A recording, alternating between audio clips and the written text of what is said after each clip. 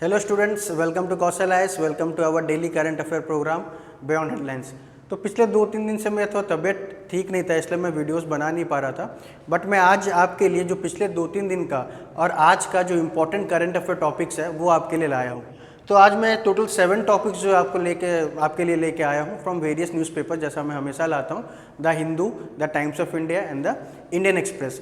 तो ये जो टॉपिक्स है मैं ऐसा सिलेक्टिवली चूज़ करता हूँ जो आपका ओपीएससी प्रीलिम्स, जिसका डेट आ रखा है, आप सबको पता है कि दिसंबर 15 को होने वाला है।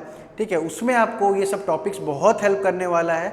इसके बाद भी ऐसा नहीं कि सिर्फ ये प्रीलिम्स में आपका ओपीएससी या सिविल सर्विस के प्रीलिम्स में हेल्प करेगा, बाद में जो मेंस में भी है, मेंस में भी जो इसके अंदर मैं कंटेंट दे रखा हूँ आपको, वो कंटेंट भी आप मेंस में एज इट इज़ लिख सकते हैं और दूसरों से अच्छा स्कोर कर सकते हैं। ठीक है, तो ये सारे टॉपिक मैं ब्रीफली डिस्कस करूंगा और सारे टॉपिक के बाद मैंने एक क्वेश्चन दे रखा है जो आप वीडियो पॉज करके जरूर कमेंट करिए। और पूरा आपको पीपीटी अगर आपको चाहिए तो मैं भी इसका लिंक अपने डिस्क्रिप्शन बॉक्स में डाल दूंगा। वो हमारा ओपन टेलीग्राम ग्रुप है। ठीक है, ऑलमोस्ट 100+ स्टूडेंट ज्वाइन कर रखे हैं, वहाँ पे आप ज्वाइन करिए और डेली ये जो मटेरियल है आप वहाँ से एक्सेस कर सकते हैं, डाउनलोड कर सकते हैं। ठीक है, तो बहुत ही ब्रीफली डिस्कस करते हैं 7 टॉपिक्स। जैसा कि आप देख रहे हैं जो टॉपिक्स है आज जो मैंने सिलेक्ट किया, जो पिछले 3 दिन का है, ठीक है, जो इम्पोर्टेंट चल रहा है आपके तीनों न्यूज़पेपर में। तो पहला टॉपिक है क्लाइमेट फाइनेंस बच्चों, सेकेंड है रैंसमवेयर अटैक, थर्ड है आपका टीबी एलिमिनेशन टारगेट, फोर्थ है India Pinaka rocket, then appointment of 51st chief justice of India, wind energy generation and national economic policy 2020।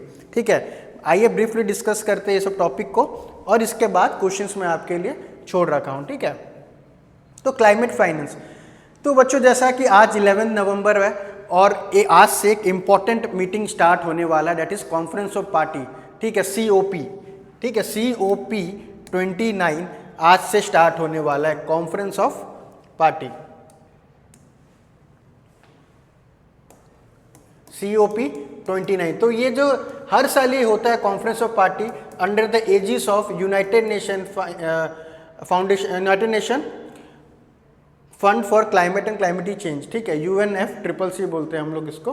ठीक है, तो ये जो UNFCCC जो बॉडी है वो हर साल एक कॉन्फ्रेंस ऑफ पार्टी ऑर्गेनाइज करता है जहाँ पे developed nation as well as developing nation, ठीक है, आके मीट करते हैं, डिस्कस करते हैं from all around the world कि आगे फ्यूचर में जैसे आने वाले 1-2 साल में क्या स्टेप लेना है ताकि कार्बन डाइऑक्साइड एमिशन ये डिक्रीज हो, मीथेन एमिशन ये डिक्रीज हो। ठीक है, और क्या क्या लाइफस्टाइल में चेंज करना है तो वो डिस्कस करेंगे। तो आज से ये मीटिंग स्टार्ट होने वाला है, दैट इज कॉन्फ्रेंस COP 29। फिर क्वेश्चन पूछता है आपको कहाँ पे होता है, तो ये होने वाला है बाकू, अजरबैजान में। ठीक है, ये होने वाला आपका बाकू, अजरबैजान में कॉन्फ्रेंस ऑफ पार्टी। तो इसमें देखिए मैंने इस शॉर्ट में डिटेल में एक बना रखा है, ऑलमोस्ट ये आपका जो इम्पोर्टेंट कॉन्फ्रेंस है सिंस 1992 से है ना, UNFCCC, United nation framework convention on climate change. ठीक है, ये बात याद रखिए, कहीं कहीं फुल फॉर्म भी पूछ लेता है, United nation framework convention on climate change. तो 1992 से स्टार्ट हुआ था, अर्थ समिट उसको बोला जाता है। उसके बाद से कुछ कुछ इंपॉर्टेंट कॉन्फ्रेंस, ऐसा तो हर साल होता है बट कुछ कुछ इंपॉर्टेंट कॉन्फ्रेंस मैंने यहाँ पे आपके लिए डायग्राम करके बना दिया है, इनमें सबसे इंपॉर्टेंट कॉन्फ्रेंस होता है 2015, that is COP 21, Paris agreement. ठीक है, पेरिस एग्रीमेंट में इन्होंने क्या बोला था बच्चों कि हम जो ग्लोबल टेम्परेचर है, ठीक है, 2 डिग्री तक मेंटेन करेंगे और ट्राई करेंगे कि जो ये राइज है ना 1.5 डिग्री सेल्सियस से कम हो। तो 2015 का जो COP 21 जो मीटिंग हुआ था पेरिस में, बहुत इंपॉर्टेंट है आपका। उसके बाद आपका आता है ये COP 26, ठीक है, ग्लासगो में बहुत इंपॉर्टेंट है क्योंकि पहला यहाँ पे आपका क्लाइमेट फाइनेंसिंग के लिए बोला गया था। फिर हम आते हैं इसमें, ठीक है, अभी का जो COP 29 में एक इंपॉर्टेंट है क्लाइमेट फाइनेंस। ठीक है, तो क्लाइमेट फाइनेंस बच्चों क्या है, इसका मतलब डेवलपिंग कंट्रीज जैसे इंडिया, साउथ अफ्रीका, ये सब डेवलप्ड नेशंस जैसे US हो गया, यूरोपियन कंट्रीज हो गया, उनसे डिमांड कर रहे हैं कि 2020 तक उन लोग टारगेट दिए थे कि एवरी ईयर वो लोग $100 बिलियन, ठीक है, कलेक्ट करके $100 बिलियन कलेक्ट करके डेवलपिंग नेशंस को देंगे ताकि जो वो इंडस्ट्रियलाइज नेशन है, जो डेवलप नेशन है, जो जिनके वजह से पॉल्यूशन क्रिएट हो रहा है या क्लाइमेट चेंज हो रहा है, उनका इम्पैक्ट कहाँ पे ज़्यादा पड़ता है? उनका इम्पैक्ट डेवलपिंग नेशंस पे ज़्यादा पड़ता है। डेवलपिंग नेशंस पे ज़्यादा इम्पैक्ट पड़ने से क्या है, इतना उनके पास फाइनेंस नहीं है, उतना उनके पास रिसोर्स नहीं है, ताकि वो जो चैलेंजेस है क्लाइमेट चेंज के, जो रिलेटेड चैलेंजेस होता है, जैसे आपका इंडिया में क्या प्रॉब्लम होता है क्लाइमेट चेंज से, इरेगुलर मानसून पैटर्न होता है, ठीक है, फ्लड होता है, फेमिन होता है। तो ये सब जो चैलेंज टैकल करने के लिए सारे डेवलपिंग नेशन को क्या चाहिए? फंड चाहिए। तो जैसा कि प्रपोज किया गया था आपका कॉप 15 में, ठीक है, कॉप 15 भी एक यहाँ पे इंपॉर्टेंट है। कॉप 15 यहाँ पे देखिए 2009 में कोपेनहेगन एग्रीमेंट में, इसी कॉप 15 में बोला गया था क्या, कि हर साल $100 बिलियन डेवलप नेशंस को मोबिलाइज करना है to help the developing nation to manage their this climate or to problem or to manage the burden which arises from climate change, ठीक है। तो ये बहुत अच्छे से आप देखिएगा, इंपॉर्टेंट कॉन्फ्रेंस ऑफ पार्टी जो मैंने एक स्लाइड में आपको बना के दे रखा है। तो जैसा कि मैंने कहा, आगे बढ़ते हैं क्लाइमेट फाइनेंस में। कॉप 29, ठीक है, कहाँ पे हो रहा है? बाकू अजरबैजान में हो रहा है। तो यहाँ पे देखो कॉप 15 में क्या है, एट कोपेनहेगन में।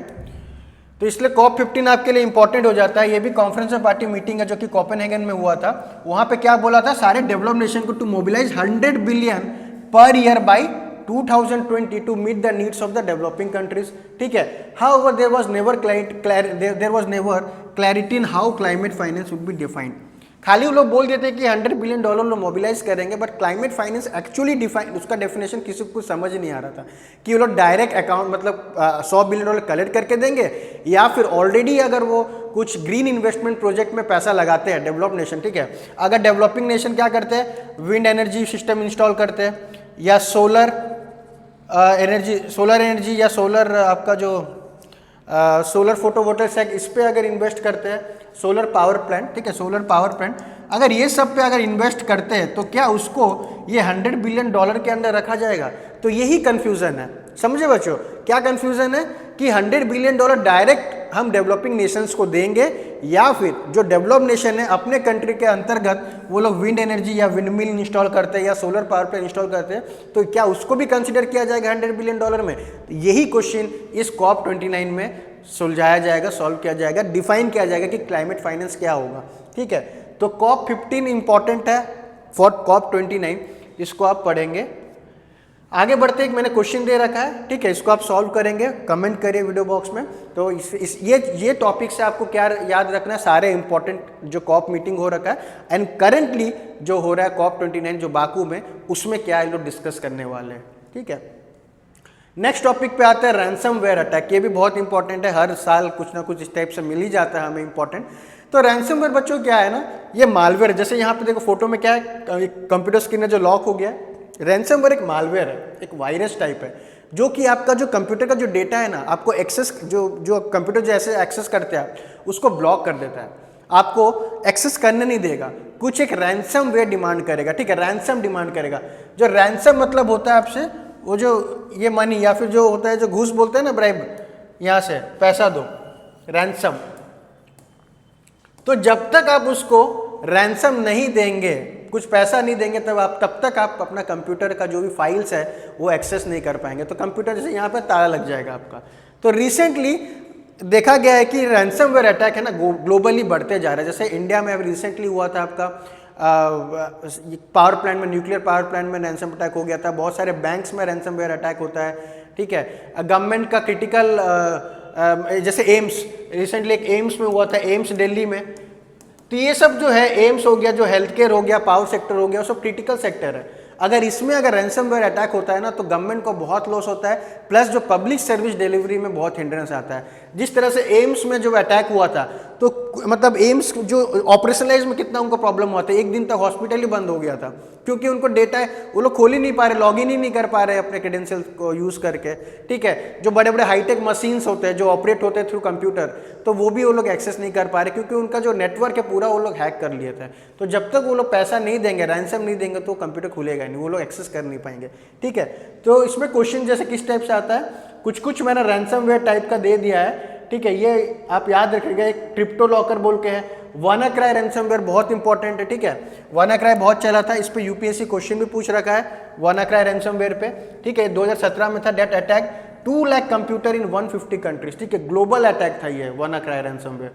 तो इस टाइप में और क्या है, पेटिया है, नॉट पेटिया, युक, ठीक है, ये सब टाइप का रैंसमवेयर आपको याद करना, Locky, DarkSide, REvil, Conti, these are all types of ransomware. सबका ऑब्जेक्टिव सेम रहता है। This ransomware is a type of malware, ठीक है, which encrypt the data and prevent the user to access that data, ठीक है, user लोग access नहीं कर पाएंगे until and unless the user has to pay ransom for accessing that data, ठीक है। तो इस क्वेश्चन है, यूपीएससी क्वेश्चन में डाल रखा हूँ, ये आ रखा है, बहुत इजी था, बट जिनको जो अपडेटेड नहीं है करंट अफेयर से, सॉल्व नहीं कर पाएंगे। था तो वानाक्राई बोल के अभी आप पढ़े हो तो बोल देंगे रैंसमवेयर, बट स्टिल ये सब जो नाम अलग अलग तरीके के रैंसमवेयर होता है, जैसे मैंने कहा क्रिप्टो लॉकर हो गया, तो these are all kinds of ransomware जो आप देख सकते हैं यहाँ पे, ठीक है, इसको आप नोट करिए अच्छे से। Locky, REvil, Conti, DarkSide, WannaCry, CryptoLocker, Petya, non Petya, these are all types of ransomware, ठीक है। तो क्वेश्चन आप करिए। नेक्स्ट टॉपिक आते हैं, बहुत इंपॉर्टेंट टॉपिक है आज का, India will fail to meet 2025 TB elimination target, ठीक है। तो 2018 में क्या हुआ ना, हमारा इंडिया जो गवर्नमेंट है बहुत ही एम्बिशियस टारगेट ले लिया था, जो ट्यूबरकुलोसिस है उसको 2025 तक एलिमिनेट करने का, जो कि बहुत ही एम्बिशियस और बहुत ही अनरियलिस्टिक टारगेट उन्होंने ले लिया था। तो ये 2025 तक कैसे हम पूरा कर पाएंगे एलिमिनेट टीबी। अभी का हम स्टेटस देखते हैं, एज पर जो WHO वर्ल्ड हेल्थ ऑर्गेनाइजेशन क्या रिपोर्ट निकाला है, उससे अगर कंपेयर करेंगे डेटा, तो इंडिया को और 10 साल लगेगा for eliminating the TB in India, ठीक है। तो टीबी रिलेटेड आप बहुत कुछ और भी पढ़ सकते हैं, जैसे मैंने एक निक्षय पोषण अभियान पे, ठीक है, निक्षय पोषण अभियान पे डिस्कस किया था, ये वाला मैं दे दिया हूँ, निक्षय पोषण योजना। तो ये बहुत इंपॉर्टेंट है बच्चों। पहले तो निक्षय पोषण योजना किसके लिए, to treat tuberculosis in India. पहले ना 500 रुपया पर मंथ मिलता था उनको दवाई खाने के लिए, ठीक है। अभी रिसेंटली लास्ट मंथ ही सरकार ने उसको क्या कर दिया, 500 से क्या कर दिया, 1000 पर मंथ मिलेगा जो भी टीबी पेशेंट है, ठीक है। तो ये बहुत इंपॉर्टेंट है for the whole course treatment. हर महीने जो टीबी पेशेंट है उसको 1000 रुपया दिया जाएगा अंडर निक्षय पोषण योजना, ठीक है। इसमें आपका निक्षय मित्र भी होता है, जो जैसा हमारा आशा दीदी लोग होते हैं, सेम वैसा ही होता है निक्षय मित्र, ठीक है। एजेंट होते हैं हमारे, ठीक है, मित्र होते हैं, फ्रेंड होते हैं, जो कि हेल्प करते हैं डायग्नोसिस और प्रॉपर ट्रीटमेंट। जैसे बहुत लोगों को क्या होता है, पता ही नहीं चलता कि टीबी है, ठीक है। तो निक्षय मित्र उनको लेके जाते हैं, डायग्नोसिस करवाते हैं, उनका ट्रीटमेंट करवाएंगे, प्लस अवेयर करेंगे कि टीबी के लिए ये सब हमारा पास स्कीम है, आप इसको अवेल कर सकते हैं, ठीक है। तो निक्षय मित्र, निक्षय पोषण आपके लिए इंपॉर्टेंट हो जाता है। तो क्यों टारगेट पूरा नहीं कर पाएगा 2025 में? अच्छा, जो टीबी हटाने के लिए जो टारगेट है ना, वो भी one of the sustainable development गोल में आता है, ठीक है, जो कि 2030 तक हमें अचीव करना है। तो one of the target to eliminate TB comes under sustainable development goal. Deadline कितना है, 2030 तक। तो यहाँ पे देखिए बच्चों, जानने वाली बात क्या है, क्यों और 10 साल लग जाएगा इंडिया को अचीव करने में ये टारगेट? क्योंकि देखो, अकॉर्डिंग टू WHO 2024 का रिपोर्ट में TB incidence rate for India 2023 में कितना था, 195 पर 1 लाख पॉपुलेशन। 1 लाख पॉपुलेशन में 195 था 2023 में। 2022 में कितना था, 199। देखो एक साल में कितना वो हटा पाया, एक साल में बस 4 केसेस ही वो कम कर पाया, ठीक है। अभी अगर 2023 में 195 हो रहा है पर लाख में, तो 2 साल में, अभी दो साल में क्या वो जीरो कर सकता है या सिंगल डिजिट में आ सकता है? पॉसिबल नहीं है, क्योंकि एक साल में बस 4 ही केसेस इंसिडेंट कम कर पा रहा है टीबी का। तो it is very next to possible कि इंडिया 2025 में टीबी को हटा सकता है, ठीक है। तो टीबी, ऐसा भी क्वेश्चन आता है टीबी किस से कॉज होता है, तो ठीक है, तो ऑप्शन में आपको दे देगा बैक्टीरिया, फंजाई, प्रोटोजोआ। तो टीबी जो कॉज होता है ट्यूबरकुलोसिस, टीबी बैक्टीरिया होता है, ठीक है। It is A bacterial disease जो कि आपका लंग्स को इम्पैक्ट कर देता है, ठीक है। तो इस टाइप से क्वेश्चन पूछता है, वन लाइनर टाइप में। तो ये जो टारगेट है अनरियलिस्टिक है, आपको फिर भी याद रखना होगा निक्षय पोषण अभियान में कितना इंसेंटिव रेज किया गया है, जैसे 500 था उसको 1000 कर दिया गया है, ठीक है। तो ये सब आपको याद रखना है। क्वेश्चन मैंने दिया, बहुत इंपॉर्टेंट क्वेश्चन, इसको आप कमेंट बॉक्स पे आंसर करिए। फिर आते हैं रिसेंटली, आज ही का ये न्यूज़ है पिनाका, ठीक है, पिनाका रॉकेट सिस्टम। तो ये इसलिए न्यूज़ में ना बच्चों, क्योंकि फ्रांस वो सोच रहे कि इंडिया का ये जो पिनाका रॉकेट सिस्टम है ना, it is purely indigenous, purely India का है। तो फ्रांस वाले लोग इसको अपने आर्मी में, अपने डिफेंस में शामिल करने वाले। तो बहुत ही गर्व का बात है कि इंडिया का भी जो रॉकेट लॉन्चर सिस्टम वो आता है, ठीक है। देखो ये पिनाका मिसाइल है, ये प्रॉपर ऐसा ही सेट में आएगा, ये ट्रक की जरूरत पड़ेगा इसको, ठीक है। एक्चुअली जो पिनाका है रॉकेट लॉन्चर है, multi barrel rocket launcher, single नहीं, बहुत सारे, देखिए एक में 3, 6, 9, 10, 12 रॉकेट एक में लगाते हैं। This is known as multi barrel rocket launcher, जो purely DRDO, defence research and defence research and organisation, ठीक है, DRDO किया था, defence research and development organisation, वो किया था, इसको बनाया था, पूरा इंडिजिनस है, पूरा 100% इंडिया का ही मटेरियल लगा हुआ है, दिमाग भी इंडिया का ही है, इसको जो फ्रांस अपने डिफेंस में यूज करने वाला है। तो पिनाका आपको क्या क्या पॉइंट जैसे याद रखना, देखो यहाँ पे मैंने लिस्ट कर दिया अबाउट पिनाका, ये फीचर्स आपको याद रखना। देखो it is a multi barrel, ठीक है, तो पिनाका देखो क्या है, it is a multi barrel rocket launcher. कौन डेवलप किया है? DRDO, है ना। It was first use in the Kargil war, 1999 में सबसे पहली बार ये यूज हुआ था, ठीक है। यहाँ पे देखो it consist of what, multi tube launcher, जैसे मैंने कहा मल्टी बैरल रॉकेट लॉन्चर है। इसका रेंज भी इंपॉर्टेंट हो जाता है, कितना इसका रेंज है बच्चों, 60 to 75 किलोमीटर का इसका रेंज है। The system is mounted on a tetra truck for mobility, ये जो ट्रक जो दिखाया था उसको क्या बोलते हैं, टेट्रा ट्रक, उसके साथ ही वो आएगा ताकि वहीं से लॉन्च हो पाए, ठीक है। तो पिनाका रॉकेट सिस्टम बहुत इंपॉर्टेंट है, क्योंकि फ्रांस अभी ये सिस्टम को सोच रहा है अपने मिलिट्री में यूज कर पाए, ठीक है। आगे बढ़ते क्वेश्चन मैंने आपको दे रखा है नेक्स्ट, और ये बहुत ही चर्चे में चल रहा है। तो जैसे हमारे जो 50th chief justice of India थे डॉक्टर चंद्रचूड़, ठीक है, वो रिटायर अभी ले लिए हैं, ठीक है, DY चंद्रचूड़। अभी जो हमारा जो 51st CJI है वो कौन होंगे, justice Sanjeev Khanna.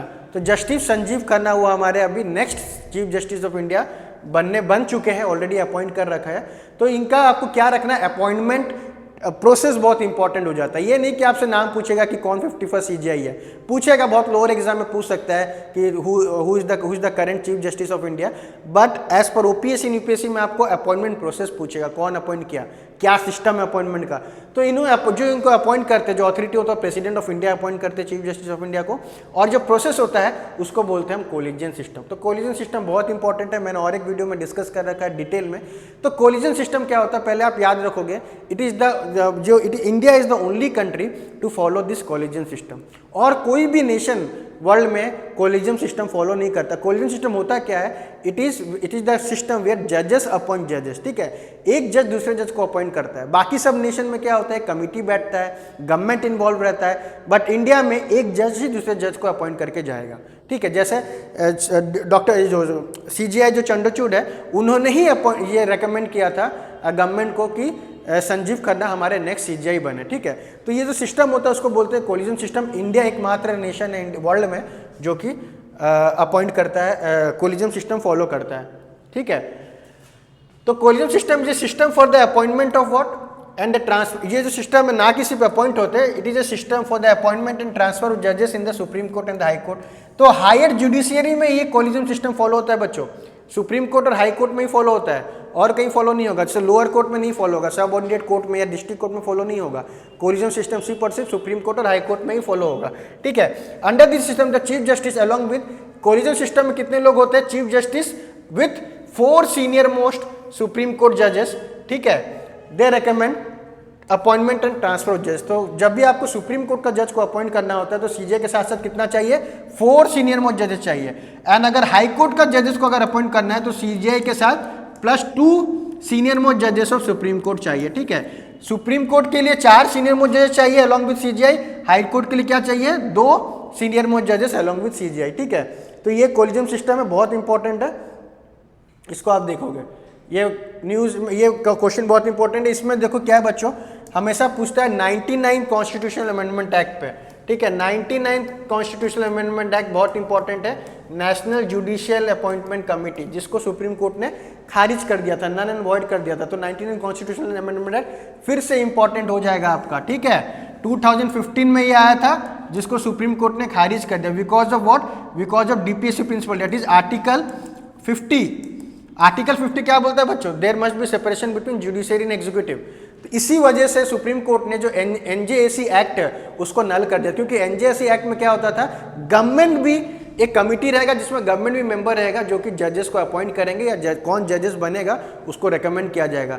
Supreme court ने कहा नहीं, to preserve the independence of judiciary, हम ऐसा होने नहीं देंगे, हम एग्जीक्यूटिव को जुडिशरी में नहीं मिला सकते, because of article 50 which states that ठीक है, कि there must be separation between judiciary and executive body. तो NJAC 99th अमेंडमेंट एक्ट बहुत इंपॉर्टेंट होता है इसकी वजह से, ठीक है। फिर आते हैं जो टॉपिक पे विंड एनर्जी जनरेशन। तो ये बहुत काफ़ी स्टैटिक टॉपिक है विंड एनर्जी जनरेशन। इसमें ये जो डायग्राम आप देख रहे हैं 1 2 3 4 5 माइलस्टोन है, ठीक है। इसको आप मेंस में बहुत बार पूछा भी, आप यूज कर सकते हैं। ये जो 5 माइलस्टोन को बोलते हैं हम क्या, पंचामृत, ठीक है, पंचामृत स्कीम। तो बहुत इंपॉर्टेंट बच्चों पंचामृत स्कीम। पंचामृत स्कीम में पहले क्या देखो, 500 gigawatt of non fossil energy capacity by 2030। ये जो पंचामृत स्कीम है ना, ये सब अचीव करना कब तक, 2030 में। पहला जो है था, जो हमारा टारगेट है 500 gigawatt of non energy capacity, ठीक है, नॉन फोसिल एनर्जी, ठीक है। रिन्यूएबल एनर्जी को जो होगी, रिन्यूएबल जो कैपेसिटी है हमारा इलेक्ट्रिसिटी जनरेशन का 500 गीगावाट कहाँ से हम करेंगे, फ्रॉम रिन्यूएबल सोर्सेज, ठीक है, renewable sources. And 50% of energy from renewable sources by 2030। Reduce carbon emission by 1 billion tonne till 2030, ठीक है। और क्या, reduce carbon intensity of the economy by over 45%। Net zero by 270। ये बात याद रखोगे आप। इंडिया क्या टारगेट कर रहा है, जो नेट जीरो कार्बन एमिशन है, कब का टारगेट कर रहा है, बाय द ईयर 2072। 2070 में India is targeting to achieve net zero carbon emission state country in the world, ठीक है। तो पंचामृत स्कीम में 5 माइलस्टोन है जिसको हमें 2030 तक अटेंड करना है, ठीक है। और जो नेट जीरो कार्बन एमिशन है उसको 2070 तक हमें देखना है। तो ये विंड एनर्जी का देखो क्या फैक्चुअल क्वेश्चन इस तरह से आएगा, आप ये बात जान के रखियो। फैक्चुअल क्वेश्चन में आता है कि अभी जो इंडिया का जो टोटल पोटेंशियल है विंड एनर्जी में कितना है, 1163 गीगावाट है, ठीक है। प्लस इसके साथ साथ India is rank 4 in the world for installed wind energy capacity. India को जो रैंकिंग है इन wind energy capacity is 4th number. बहुत इंपॉर्टेंट, कहीं कहीं पूछ लेता है इंडिया का रैंकिंग क्या है विंड एनर्जी इंस्टॉलेशन में। तो currently India is ranked at 4। Plus कौन सा स्टेट अगर पूछता है which state has highest potential to establish और टू इंस्टॉल विंड एनर्जी, तो तमिलनाडु। करेंटली तमिलनाडु एक ऐसा स्टेट है इंडिया में जहां पे विंड एनर्जी को अच्छे से, विंड मिल सेट करके विंड एनर्जी को अच्छे से हार्नेस कर सकते हैं, ठीक है। तो ये बात याद रखेगा, India is the 4th among the whole nation in the world, ठीक है, as when compare to installation of wind energy capacity, ठीक है। ये बात इंपॉर्टेंट है। और अगर इंडिया का कोई स्टेट पूछे दैट इज तमिलनाडु, ठीक है। यहाँ पे आप क्वेश्चन मैंने आपको दे रखा है, वो आप सॉल्व करिए। फिर तो फिर आते हैं आज का जो इंपॉर्टेंट टॉपिक और लास्ट टॉपिक है नेशनल एजुकेशन पॉलिसी। तो ये देखो 2020 में आ रखा था, जो कोविड टाइम चल रहा था, ठीक है। ये न्यूज़ में इसलिए ना क्योंकि ओडिशा के लिए थोड़ा इंपॉर्टेंट हो जाता है। ओडिशा रिसेंटली पिछले मंथ ही क्या किया है, NEP को एडेप्ट करने का टारगेट ले लिया है। NEP अभी एडेप्ट कर रहा है ओडिशा, हालांकि 2020 में आ गया बट अभी कर रहा है NEP ओडिशा एडेप्ट, ठीक है। तो ओडिशा कर रहा है तो अब इंपॉर्टेंट हो जाएगा आपका इस बार प्रीलिम्स के लिए। तो NEP का आपको क्या क्या याद रखना है, नेशनल एजुकेशन पॉलिसी का कुछ इंपॉर्टेंट फीचर्स याद रखना है जो मैंने बहुत अच्छे से बना रखा है। ये तो आप पाई चार्ट इस तरीके से बना सकते हो इन योर मेंस आंसर। आते हैं, चलिए फीचर डिस्कस करते हैं क्या है एक्चुअली नेशनल एजुकेशन पॉलिसी, ठीक है। तो कुछ जैसे यहाँ न्यूज़ में क्यों, the government, Odisha government announce the roll out of national education policy in the state. अब से हमारा आज से ही नेशनल एजुकेशन पॉलिसी फॉलो होगा in various schools and colleges in India. तो देखो कुछ फीचर्स है, इसको डिस्कस करते हैं जो कि डायरेक्ट आपका मेंस में भी आ सकता है। पहला देखो क्या है कि ये जो NEP है कितना तक करेगा, फ्रॉम कौन से लेवल ऑफ एजुकेशन को कवर करेगा, from pre primary school to grade 12 तक करेगा। Ensuring quality early childhood care and education for all children between 3 to 6 years, ठीक है। न्यू करिकुलम स्टार्ट हुआ है यहाँ पर, और ये बात पॉइंट इंपॉर्टेंट याद रखने का है, it covers 4 stages of schooling, ठीक है। बहुत इंपॉर्टेंट बच्चों, फाउंडेशनल स्टेज है जो कि 5 ईयर्स तक है, प्रिपरेटरी स्टेज है जो 3 ईयर्स चलेगा, मिडिल स्टेज है जो 3 ईयर्स चलेगा, एंड सेकेंडरी स्टेज है जो आपका 4 ईयर्स चलेगा। तो इसको क्या बोलते हैं भी हम, 5 + 3 + 3 + 4, ठीक है। ये रूल है of NEP, 5 + 3 + 3 + 4 rule. Where is 5 जहाँ पे फोकस किया जाएगा फाउंडेशन, है ना, pre primary education, nursery, LKG, फिर आएगा preparatory stage for 3 years, then middle stage, then secondary stage, ठीक है। इस तरह से आप रखोगे 5 + 3 + 3 rule, that is related to NEP। और क्या इससे इंपॉर्टेंट हम कवर कर सकते हैं, यहाँ पे परख, ठीक है। परख पूछ रखा है एक बार, तो परख क्या है, एक नया type of national assessment centre एक रेडी यहाँ पे क्रिएट होगा, that is Parakh, performance assessment review analysis and knowledge for holistic development, ठीक है, परख। फिर क्या है कि important, separate gender inclusion fund and special education zone for disadvantage region and group, ठीक है। तो अलग से फॉर जेंडर इंक्लूजन, जैसे हम देख सकते हैं कि वेमेन लोग बहुत ड्रॉप आउट हो जाते हैं, हायर एजुकेशन में परस्यू नहीं कर पाते, तो उसके लिए अलग से एक जेंडर इंक्लूसिव फंड क्रिएट किया जाएगा, प्लस स्पेशल इकोनॉमिक जोन बनेगा for the disadvantage student, for the marginalise student, ठीक है, उनके लिए एक अलग से स्पेशल जोन क्रिएट किया जाएगा। तो बहुत इंपॉर्टेंट आपका होता है ये आपका NEP 2020। इसके रिलेटेड मैंने क्वेश्चन दे रखा है, ठीक है, इसको आप सॉल्व करोगे, कमेंट बॉक्स पे आंसर करिए, ठीक है। तो हमारे जैसे आप बोल रहे हैं कि हमारा नया बैच आज से स्टार्ट हुआ है, हम हर महीने एक नया बैच अनाउंस करते हैं, जो कि हम वहाँ पे prelims, mains, optional, CSAT class, interview guidance, updated study material, PYQ, everything under one roof हम प्रोवाइड करते हैं आपको। ये हमारे टॉपर्स है जो हमारे इंस्टीट्यूट से पा रखे हैं इस बार के, ठीक है। तो अगर आपको ज्वाइन करना है हमारे बैच में तो दिए गए कॉन्टैक्ट नंबर पे कॉल करके या फिर व्हाट्सएप करके आप रजिस्टर कर सकते हैं। और जैसा मैंने कहा कि ये जो कंप्लीट जो PDF है आपको अपने टेलीग्राम ग्रुप में, जो मैं डिस्क्रिप्शन बॉक्स में लिंक डाल दूंगा, उसमें आप जाके एक्सेस कर सकते हैं कंप्लीट PDF, ठीक है। और अपने टेलीग्राम ग्रुप में हम डेली क्वेश्चंस डालते हैं, 4-5 क्वेश्चंस आपके लिए जो आप रिवाइज करेंगे। तो अगर आपको ये वीडियो अच्छा लगा हो तो लाइक करिए, शेयर करिए, कमेंट करिए, अपने दोस्तों के साथ जितना भी शेयर कर सकते हैं करिए, जो हमें मोटिवेट करता है इस टाइप से वीडियो बनाने का। तो कल फिर आपसे मुलाकात होगी कुछ और इंपॉर्टेंट टॉपिक के साथ। All the best students, thank you so much.